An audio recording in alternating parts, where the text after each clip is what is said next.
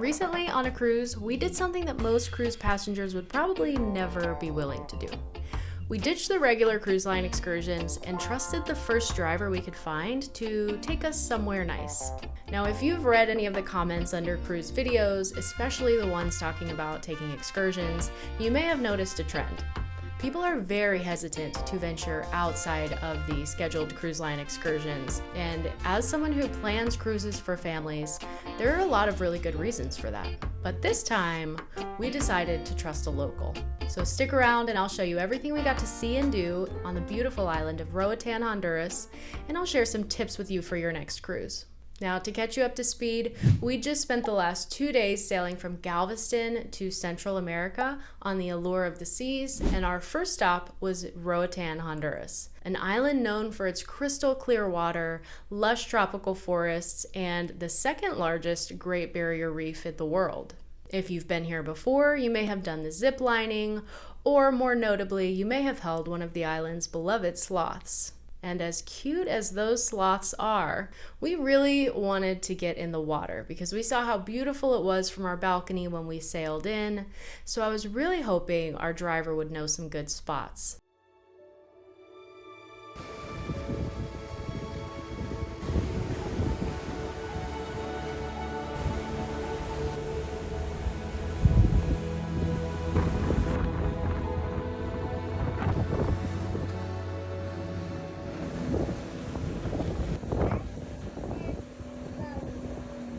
Now, Caribbean ports all have the same general flavor. You've got your beach-themed bars, your live music, lots of souvenir shops, and also a lot of color. But since we wanted to venture beyond the cruise port, we headed over to the taxi area, which was like a 2-minute walk from the ship. The first driver who approached us was super friendly, so we hired him. His name was Elvis, and I told him we just had 2 rules. We want to have fun, and we want to get in the water. He said he had the perfect place in mind, so we hopped in his taxi cab.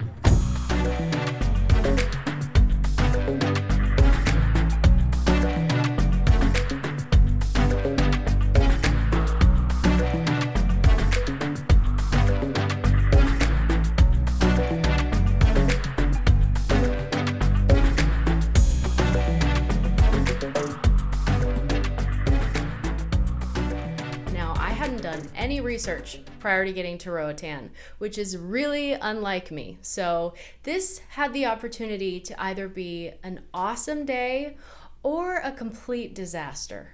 Now, I'd be lying if I said I had no concerns, because about halfway there, I started to get a little nervous about what we had just gotten ourselves into. But the drive was about 20 minutes. Elvis took us to the western tip of the island to a resort called Morgan Henry. And somebody from the resort actually came out in a golf cart to greet us and drive us up to the resort, which was nice because it would have been a pretty long walk. And I don't know if he's friends with this person or if this is just like how things work on an island, but it was a really nice touch. In fact, everything had gone so smoothly at this point, it really seemed like it had all been planned in advance. And the beach, once we got there, was absolutely stunning. So far, so good. Elvis promised he'd be back to pick us up in time to get us back to the ship. Then we noticed this guy standing by his boat right in front of where our beach chairs were, and he asked us if we wanted to go snorkeling, so of course we said yes. Now, if you've ever done a cruise line excursion, one of the first things you're probably noticing is how small our group here is. And of course, that has something to do with how small the boat is, but if this was a cruise line excursion, the truth is they would have us packed in here like sardines. And honestly, aside from the price, this is my second favorite aspect of booking independent tours. My son was a little excited too.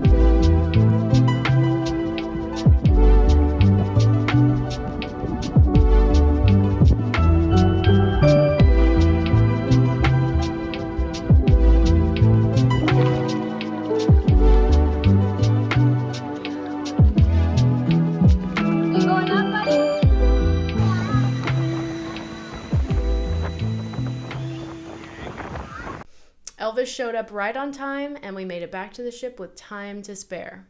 After snorkeling, we grabbed some food at the resort, the kids recharged, and then we let them do a little bit more swimming before Elvis had to come pick us back up. And I learned whatever dance this is.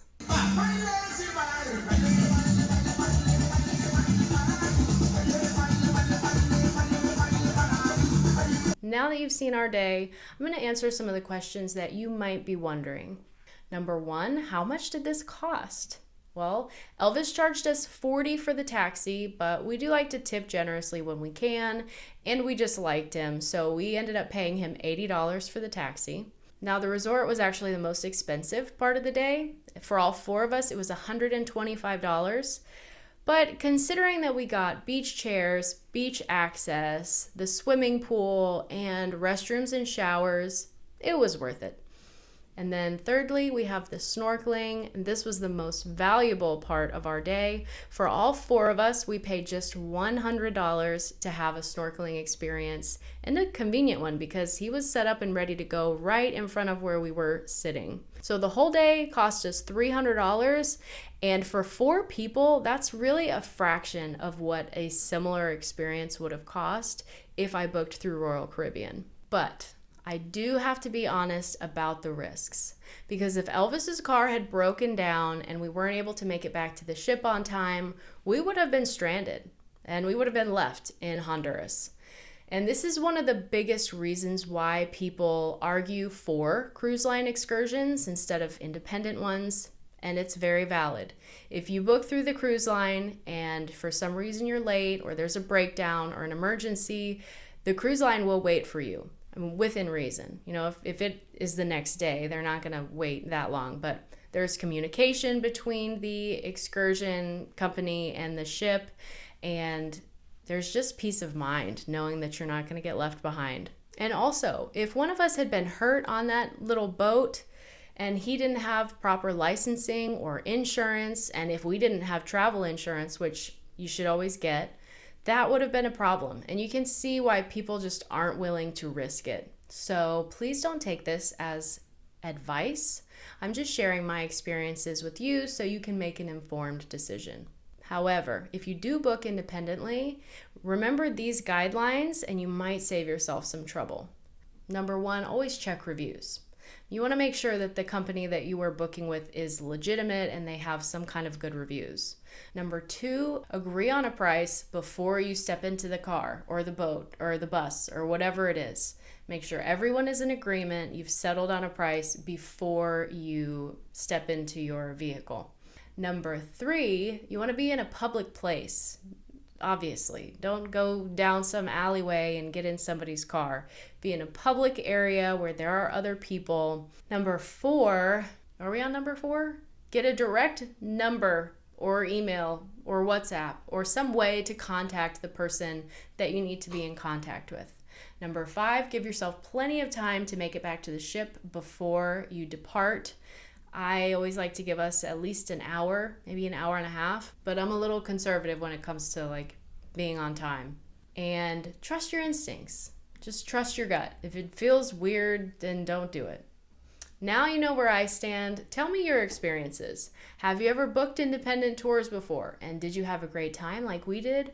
Or did things go terribly wrong and you'll never do it again? I'm very curious to hear what you guys have done. And as always, if you need help booking your next cruise, you can email me at book@travelbycarissa.com, and I'll see you in the next one.